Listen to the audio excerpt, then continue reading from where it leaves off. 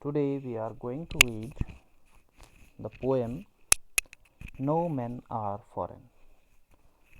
This is written by James Kirkup. Have you ever thought of some people as strange or other countries as foreign?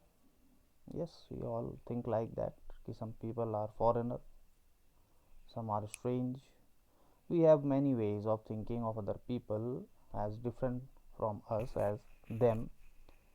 There may be different countries they belong to, or they speak different languages. However, in this poem, the poet reminds us of many ways in which we all are same, because we all are human. So, the central idea of the poem is this is about the concept of global brotherhood and equality with any place for any kind of partiality. The poet says that the whole world is one. There is nothing like strangers or people like foreign. So, universal brotherhood or global brotherhood, like Vishwa Bandhut, we call in Indian culture. This poem talks about that. Now, let's read it line by line. What the poet says in the first stanza: Remember, no men are strange, no country is foreign. Beneath all uniforms, a single body breathes. Like ours, the land our brothers walk upon, is earth like this in which we all shall lie. The poet says that no person is a stranger to us. There is nothing like a person being strange who is not from our area or not from our native place. There is nothing like a country to be a foreign that is not ours.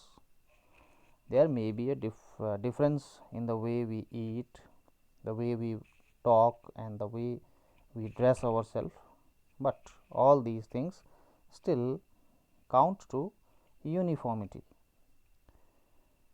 How we all are human beings. We may belong to different religions or castes, we may have different colors, we may speak different languages, but above all these, we are only human beings. All the differences don't matter, as we are brothers.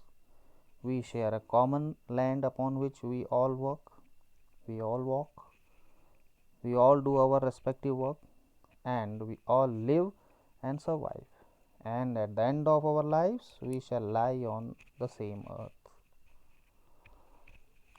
Second stanza: They too, aware of sun and air and water, are fed by peaceful harvests, by war's long winters starved.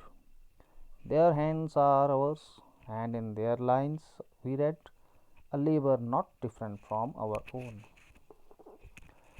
In this stanza, the poet says that whom we call strangers or foreigners also use the sun, the air, water as we do.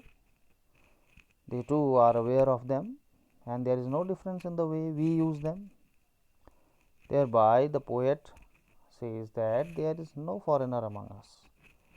They get the crops and their eatable from the fields as we do.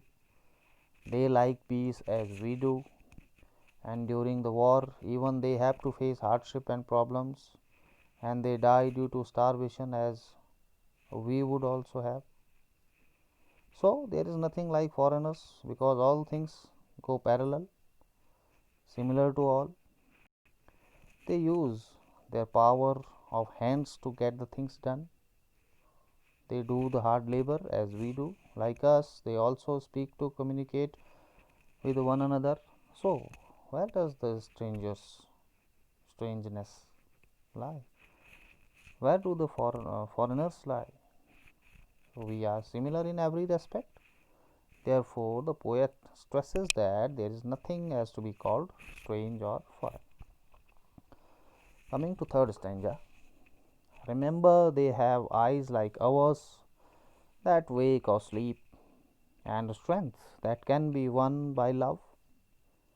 In every land is common life that all can recognize and understand. Now the poet says, how can someone be a stranger or a country be foreign with so much of similarity?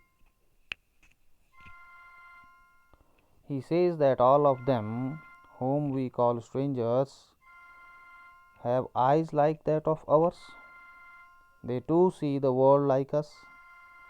They too follow the course of earth every day and sleep as well as wake up. They too are sensitive like us. They have strength like us. So, they are courteous to love and sympathy like us, and even they can be won by it. They can be won by love.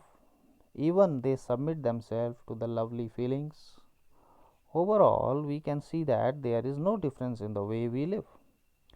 Wherever we go, life has a similar mechanism which is easily identifiable and can be understood with much ease. Summing up all these, the poet is right in saying that no men are strange and no country is foreign. Next paragraph, next stanza, fourth one. Let us remember whenever we are told to hate our brother, it is ourselves that we shall dispose, betray, condemn. Remember we who take arms against each other.